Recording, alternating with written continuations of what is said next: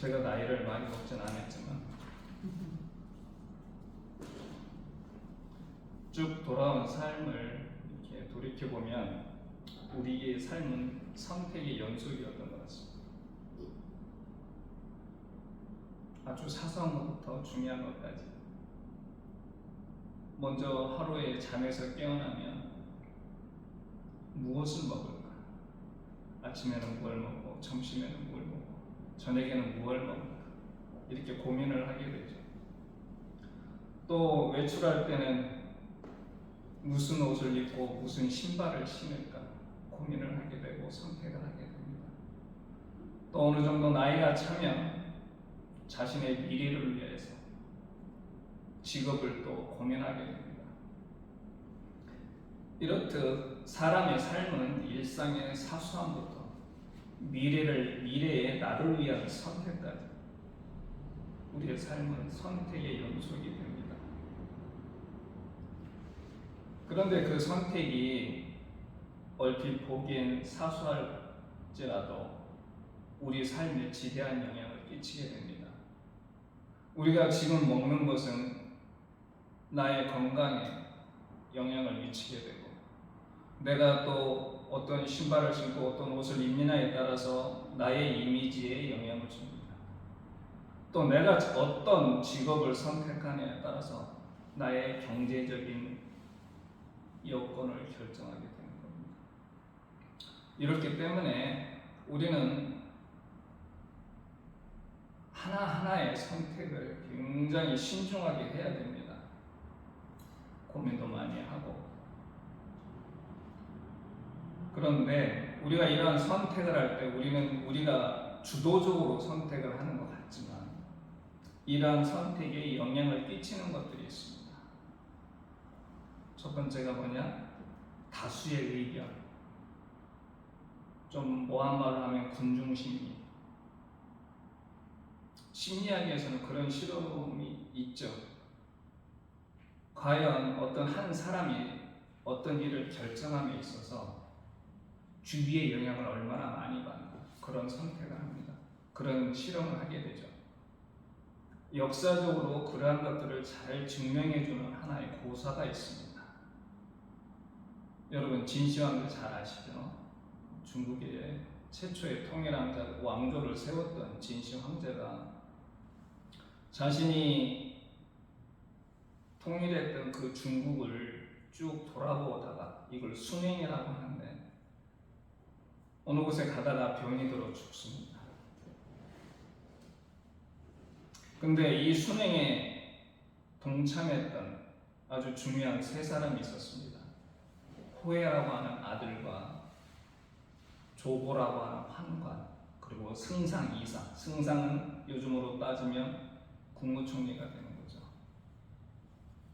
이 세 사람이 시 황제가 딱 죽었을 때 음모를 꾸밉니다.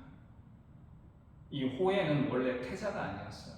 시 황제의 태자는 그 당시 부소라는 사람이었는데 만리장성을 세우는데 거기에 감독관으로 가 있었습니다.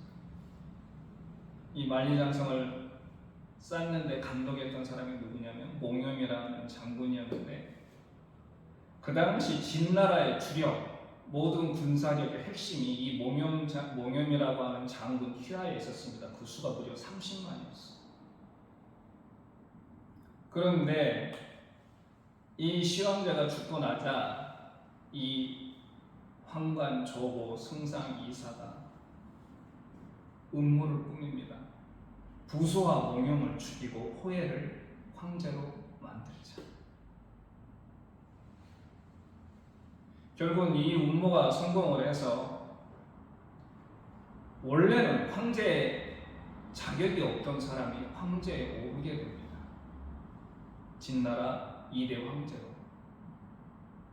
근데 여기서 정말 우리가 속된 표현을 하자면 나쁜 놈은 누구였냐? 조고였습니다. 황관 조고. 이 조고가 욕심이 생겨서 이 권력을 내 손안에 모두 내 손안에 넣자. 이런 생각을 하게 된 겁니다. 그래서 같이 음모에 참여했던 이사도 황제한테 모함을 해서 죽여버립니다. 그리고 환관인데 그 본인이 승상의 자리에 올라갑니다.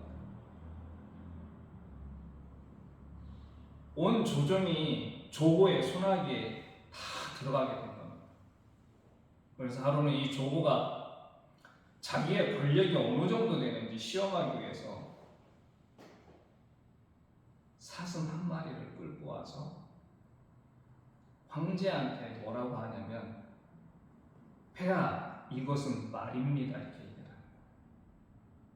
그래서 황제가, 아니 승상 지금 무슨 농담하시오, 이게 사슴이 어떻게 말이요? 그랬더니 이 조고가 정색을 하니까, 그럼 주위 사람들한테 물어보십시오, 이게 사슴인지 말인지.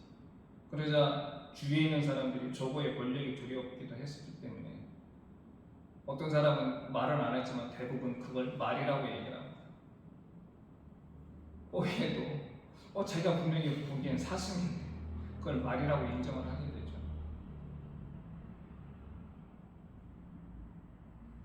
이 얘기는 내가 분명히 정답을 알고 있어요. 사실이 뭔지 알고 있음에도 불구하고 주위에서 한 목소리로 엉뚱한 얘기를 하면 우리도 거기에 따라가게 된다는 겁니다.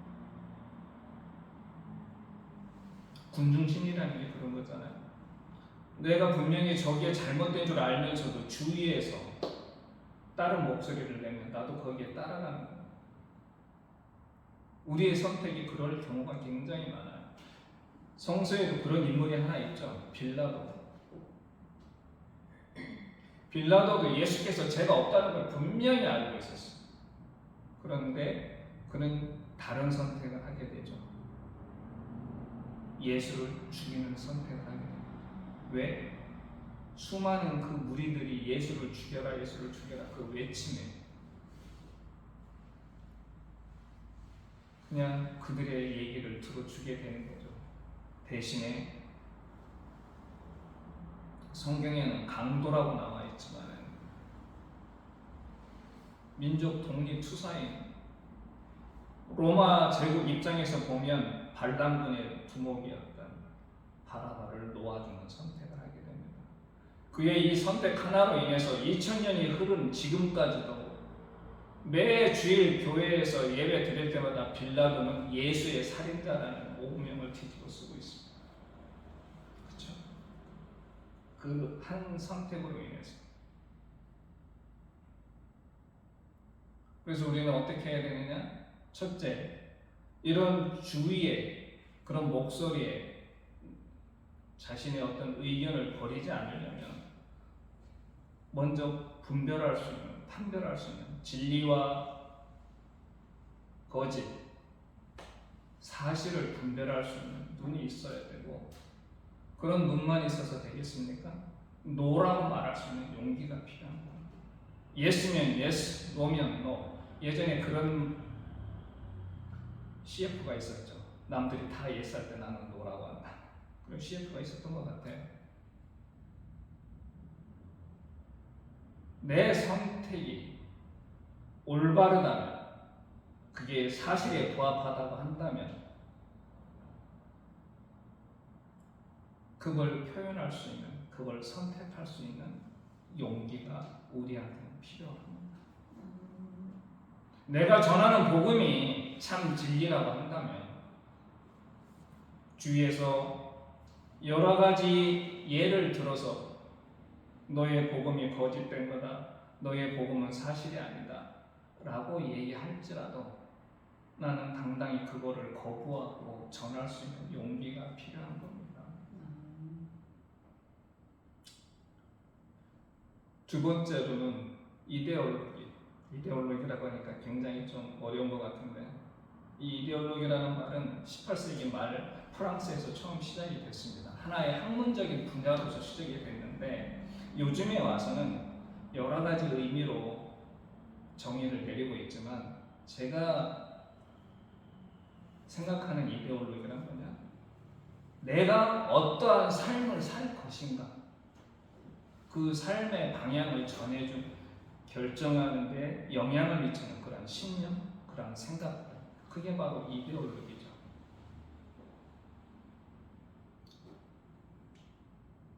이것이 잘 드러나는 그런 분야가 어디입니까? 바로 정치입니다. 정치. 정치를 얘기할 때 이렇게 두 갈래로 얘기하죠. 진보냐, 보수냐.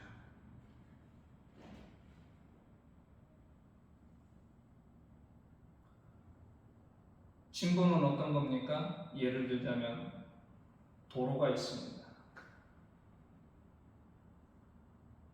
이 도로가 비만 오면 흙탕물 때문에 걷기도 힘들고 어렵습니다. 근데 진보와 보수의 차이는 어떤 거냐? 진보는 그 흙탕물로 더럽혀지는 그 도로를 싹 뒤엎고 아스팔트를 깔기를 원합니다. 근데 보수는 어떻습니까? 그냥 약간 배수 처리만 잘해서 그 있는 거 그대로 쓰자. 이게 보수죠.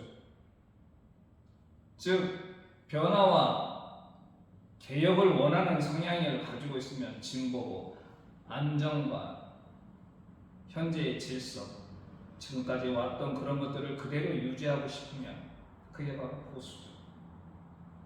이러한 색깔을 가진 사람들이, 동일한 색깔을 가진 사람들이 모인 집단이 바로 정당이 되는 거예요.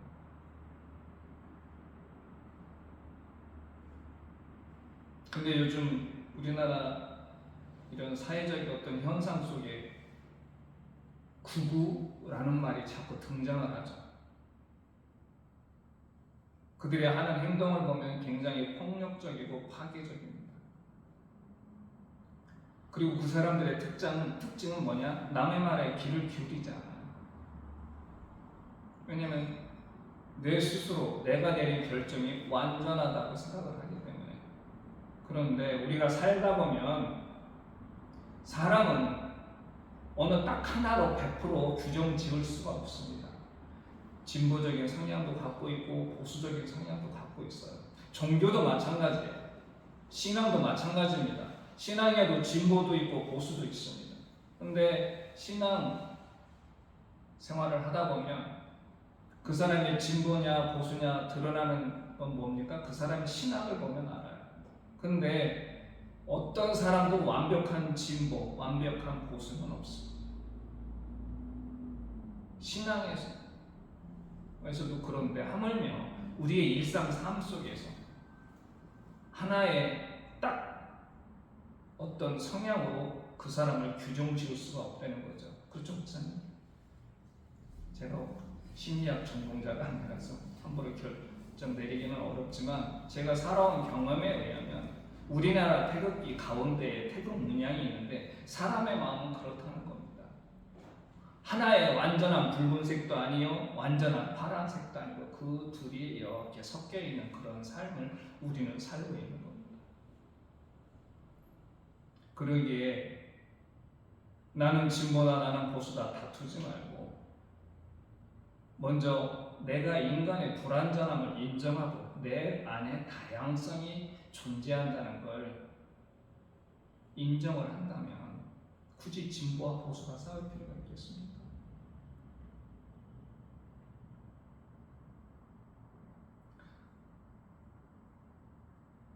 요즘 우리나라 그 정치 성향을 보면 제가 자꾸 정치 얘기에서 좀 뭐할 것 같지만 나중에 이 얘기의 이유를 말씀드리겠습니다.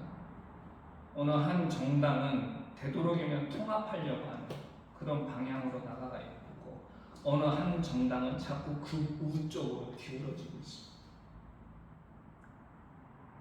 명확하죠. 성격이 구분하기가 쉽습니다. 근데 지금 우리나라에 필요한 건 뭡니까? 통합과 안정이죠. 너무나 갈등과 혐오가 팽배해 있던 지난 몇 개월 새로운 지도자는 이 분열된 이러한 민심을 하나로 통합할 수 있는 그러한 사람이 필요한 겁니다. 그래야 우리나라가 제대로 안정이 되고 도약할 수 있는 계기가 되는 거죠.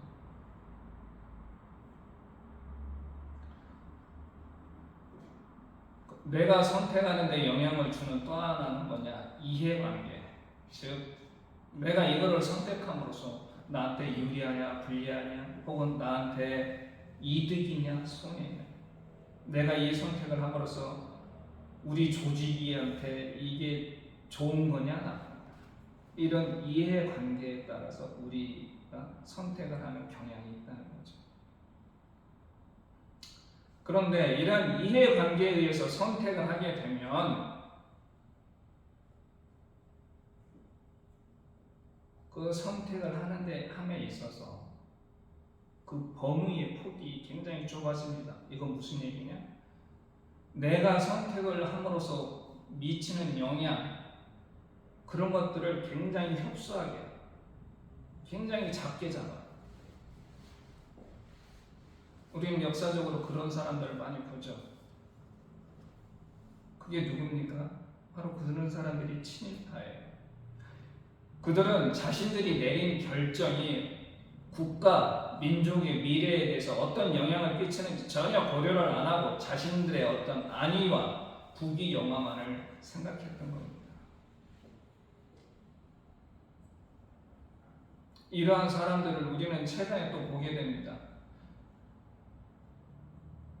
12월 3일에 일어났던 그 일이 분명히 내란임에도 불구하고 헌법에서 죄라고, 범죄라고 인정하는 그 행위에 동조하는 사람들이 있고 그걸 옹호하는 사람들이 있습니다. 그들의 머릿속에 있는 건 오로지 하나, 자신들이 현재까지 누리고 있는 걸 놓치고 싶지 않다는 거죠. 그들에게 국가나 국민은 안중이 없는 겁니다. 그저 자신들이 현재 누리고 있는 그러한 기득권이라고 하죠. 그걸 놓치기가 싫은 거죠.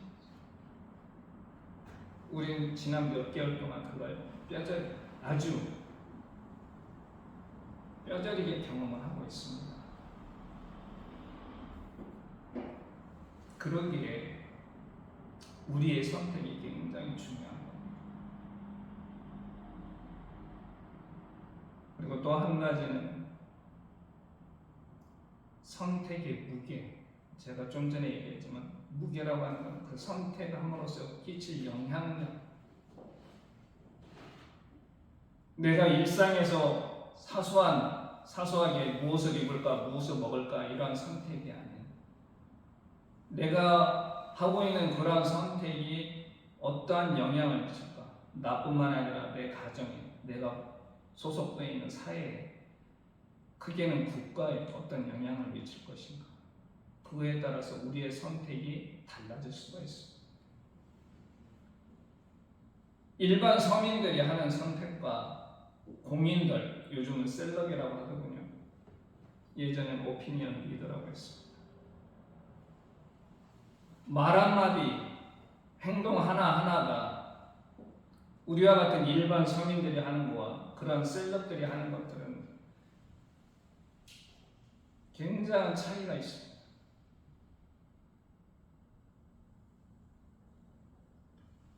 예를 들자면 우리가 대화 중에 트럼프 욕하고 시진핑 칭찬했다고 칩시다. 예를 들자면 또 내가 이런 말 했다고 해서 좌경 용공주의자 되지 않을까 걱정이 되는데, 예를 들자면 그런 식으로 얘기를 합니다. 우리가 하는 얘기는 아무 영향력이 없어, 실은. 그렇죠? 외교상이 아무 영향력이 없습니다. 그런데 유명 정치인, 예를 들자면 국회의원이나 정부 고위공직자, 장관이나 국무총리가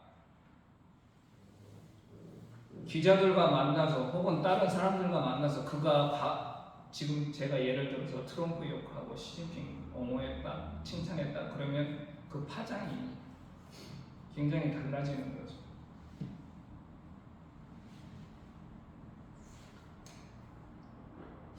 그런데 이거를 인지하지 못하고 행동했던 사람이 최근에 엊그제 굉장히 큰 논란이 됐습니다. 여러분 잘 아는 젓가락.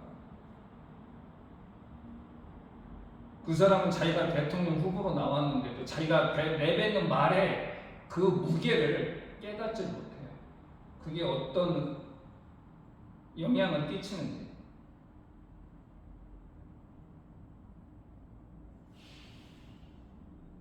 그런 자신의 실수를 인정하는 사람들한테 오히려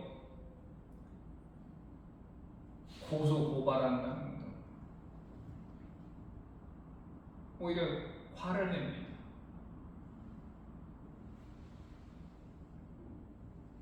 그 전에 어떤 대통령은 자신이 한 국가를 대표하고 있고 자신이 가지고 있는 권력이 국민으로부터 나온다는 헌법 1조 2항을 까먹고 그 권력이 자신의 사적 권력인 줄 알고 자신과 자신의 부인의 비리와 범죄 사실을 덮기 위해서 자신이 가지고 있는 권력을 오용했다가 몰락의 길을 지금 걷고 있습니다.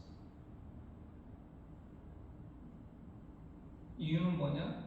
자기가 했던 그런 선택의 무게가 얼마나 무거운지를 깨닫지 못했기 때문에 그런 일이 벌어졌던 겁니다. 오늘 본문에 나오는 야곱, 다윗의 자손 야곱도 선택을 해야 될 그런 상황에 처했습니다. 자신의 약혼자가 나와 관계를 맺지도 않았는데 임신을 했어요. 얼마나 충격적인 소식이겠습니까?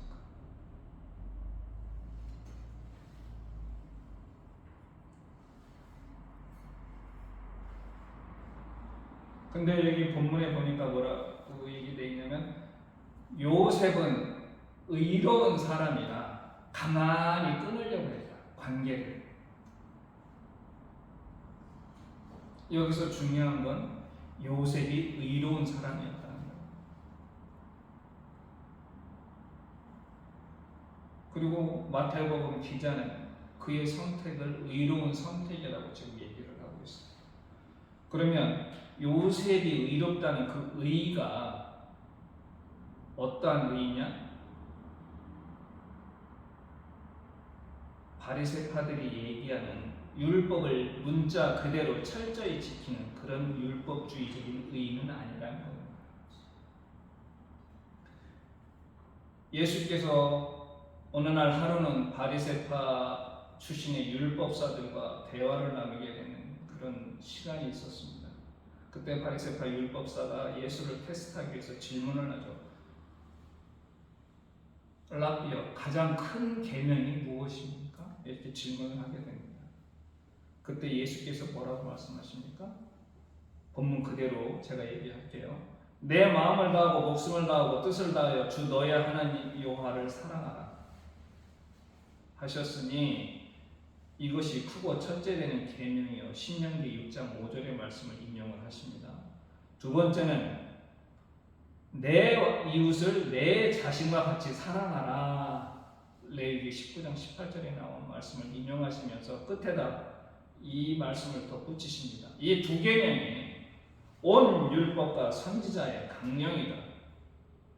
즉 율법에서 말하고자 하는 핵심은 뭐다? 하나님을 사랑하고 사람을 사랑하라. 이거라는 거죠. 사랑이라는 거죠.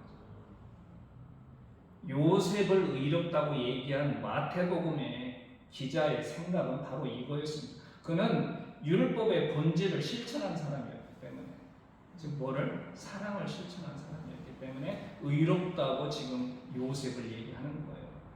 요셉이 뒤에 또 나오죠. 꿈에 주의 천사가 나타나 이런 얘기를 하지만 이거는 나중에 일어난 일이고 그 전에 이미 요셉은 한 여인의, 제가 전에도 한번 당시 지중해 세계의 여인의 결혼 정명기에 대해서 말씀드린 적이 있죠. 대부분 10대, 12, 13세부터 시작해서 18세 그 사이였습니다. 더군다나 그 당시 지중해 세계, 특히 팔레스타인 유대인 세계는 유대 공동체라고 하는 아주 율법으로 똘똘 뭉친 그런 공동체이기 때문에 율법에 어긋나는 일을 한다? 그런 공동체에서 추방 아니면 죽음을 당하는 거죠. 이제 중학생, 고등학생 정도 나이 되는 한 여인이 만약에 그런 일을 겪게 되면 어떻게 되겠습니까? 요셉도 실은 고민을 했겠죠. 내가 율법에 따를 것인가? 만약에 그가 율법대로 이 여인은 음행을 저지른 여인이다 이렇게 얘기를 해도 야곱한테는 아무 문제될 게 없었습니다. 그렇죠? 왜냐하면 자신은 율법대로 행했기 때문에 당시 쉽게 말하면 이 율법주의가 바로 유대 이데올로기가 되는 거죠. 그 당시 상황, 유대 이데올로기에 맞게 자기는 판단하고 결정했기 때문에 아무 잘못이 없었습니다. 죄라고 인정받을 필요도 없었고. 하지만 그거보다도 더 중요한 건 한 사람의 생명이었던 거죠. 그리고 그 사람이 품고 있는 또 하나의 생명.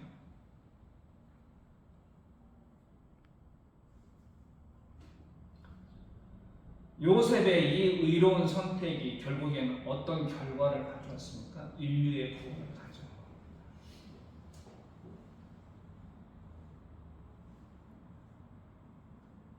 우리가 지금 그 혜택을 누리고 있는 것. 지나치게 성서를 신화적으로 해석할 필요가 없어요.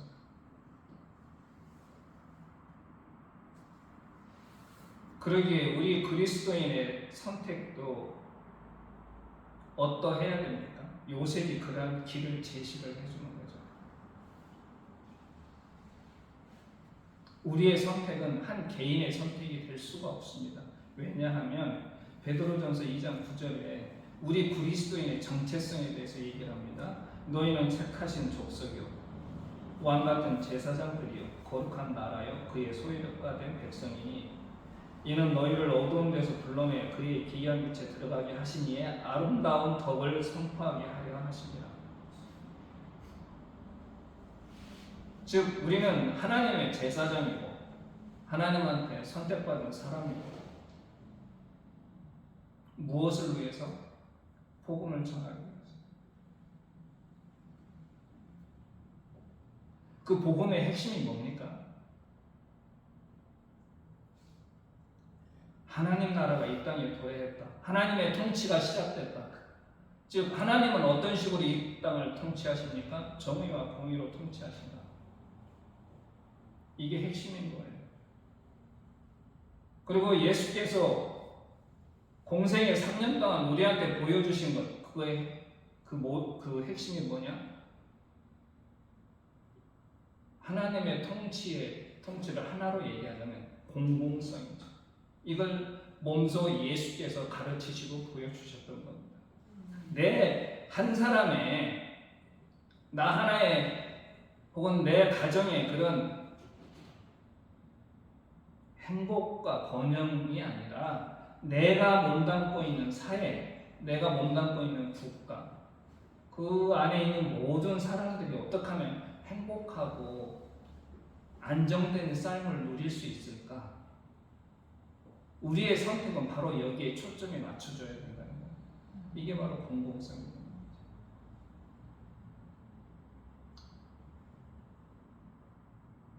제가 아까 너무 오늘따라 설교가 너무 정치적인 거 아닙니까? 이렇게 질문하실 분도 있을 텐데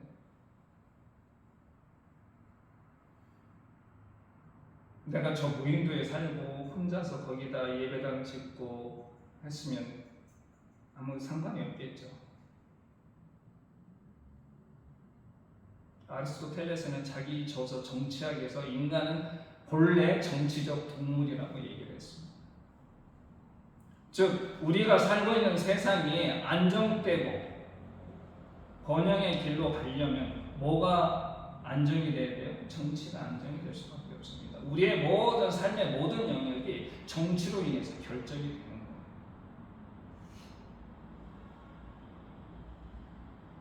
성경에도 이걸 분명히 얘기합니다. 예레미야 선지자가 이렇게 얘기를 하죠. 유대인들한테 예언을 합니다. 니네가 바벨론에 잡혀갈 건데 거기 가서 어떻게 살아라? 이렇게 얘기를 하죠. 너희는 내가, 즉 하나님이 사로잡혀 가게 한 그 성읍의 평안을 구하고 그를 위하여 하나님께 기도하라. 네가 잡혀간 그곳에 안정을 위해서 기도하라는 거야. 바벨론의 안정을 위해서 기도하라는 거야. 이는 그 성읍이 평안함으로 너희도 평안할 것입니다. 그 나라가 평안해지려면 제일 급선무가 뭡니까? 정치가 안정해져야 돼요.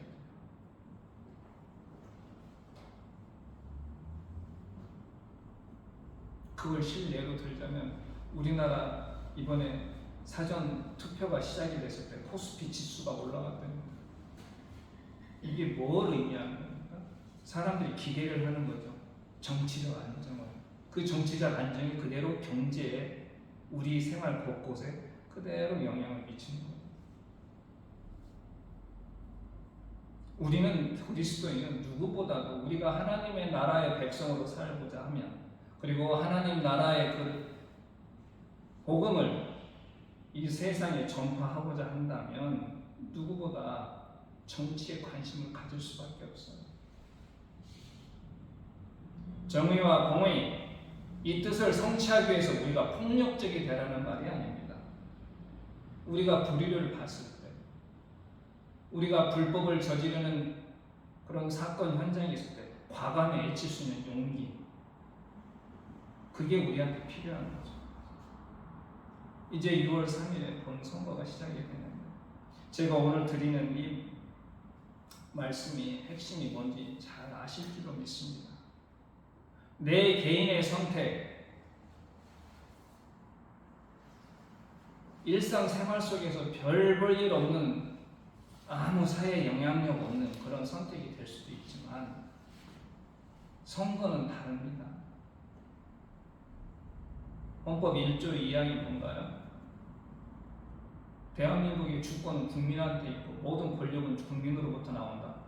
윤석열 때문에 제가 보지 않던 헌법을 보면서 알게 됐어요. 물론 고등학교 다니던 시절에도 배웠긴 했지만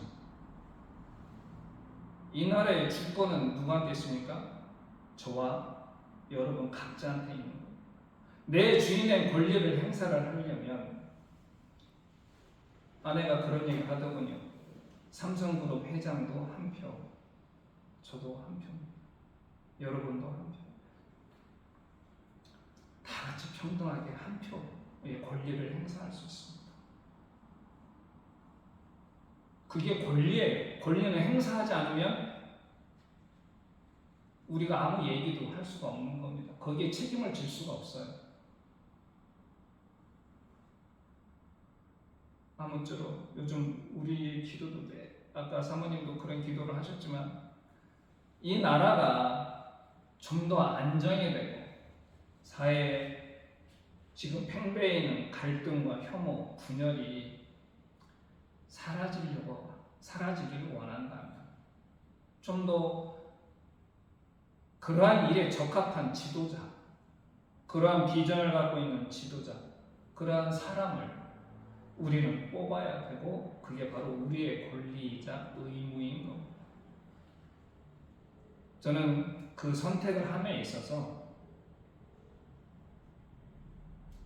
우리가 그리스도인임을 믿지 말자. 그걸 여러분한테 얘기를 해주고 싶었습니다. 누구처럼? 오늘 본문에 나오는 야고보처럼. 그리고 우리의 신앙의 선배들이 했던 것처럼 저와 여러분 모두 우리가 꿈꾸고 있는 우리가 바라고 있는 그러한 사람이 대한민국의 앞으로의 5년을 책임지는 그런 인물이 뽑혀지기를 함께 기도하고 또 적극적으로 선거에 참여하시기 바랍니다. 기도하겠습니다.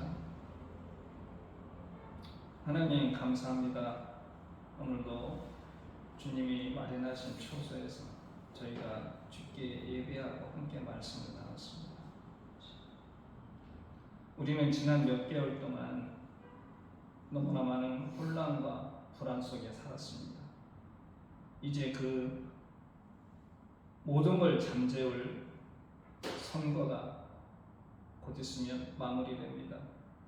우리 각자 모두에게 진정으로 주님을 경외하고 백성을 아끼고 사랑하고 섬길 줄 아는 그런 대통령을 뽑을 수 있도록 역사하여 주시옵소서. 예수님의 이름으로 기도드립니다.